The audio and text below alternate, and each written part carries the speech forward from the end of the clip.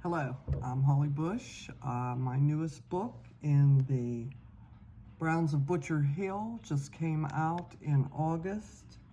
I'm going to read a little bit from it right now. It is a historical mystery about the Brown family. Chapter 1, and it is set in Baltimore in March of 1868. Philip Brown stepped out the door of the West Oyster Cannery into the warm spring air. His position there as a floor manager gave him some liberty that other employees did not have, but which he rarely took advantage of. The shining sun was irresistible, though. He'd been bedridden with some stubborn injuries most of December and January, only starting to recover his strength and agility in February.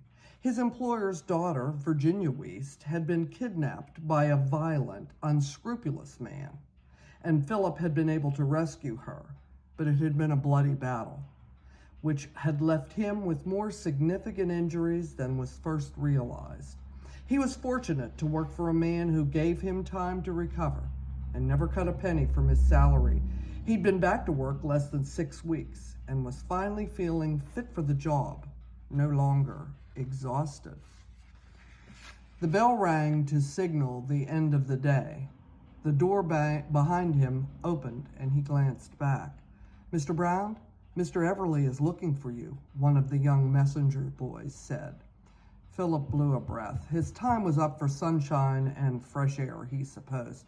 His immediate supervisor and the right-hand man to the company's owner was Ultimus Everly, who was, at his best, unpleasant, but more typically arrogant and snobbish. Philip had been the focus of Everly's surly disposition for years, and he imagined he was due to have a tongue lashing for taking 5 minutes out of a 12-hour shift to himself. He knocked on the glass of Everly's office door and cracked it open a few inches. "You wanted to see me, Mr. Everly." "Come in, Brown. Hurry, close the door." Everly stood in the middle of his office, his hand to his forehead. "What can I help you with, sir?" Philip asked. Everly glanced at him, looked away quickly, and began to pace the room. Philip stood quietly. Finally, Everly turned back and faced him. "Go back to the floor, Brown. I don't need you," he snarled. Philip nodded, his hand on the brass knob. "Wait." Philip looked over his shoulder where Everly stood stiffly, his hands in tight fists, his jaw set, cheek muscles twitching. Philip turned, casually waiting for whatever storm was brewing to pass or to rain down on him. "This must be between us and us alone. Do you understand, Brown?" "I won't break the law." "Did I ask you to break the law?" Everly growled. Philip stared.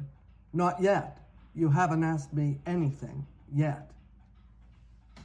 That is the first couple pages of Blackmailed, a historical mystery set in Baltimore from the Browns of Butcher's Hill series. This is the second book.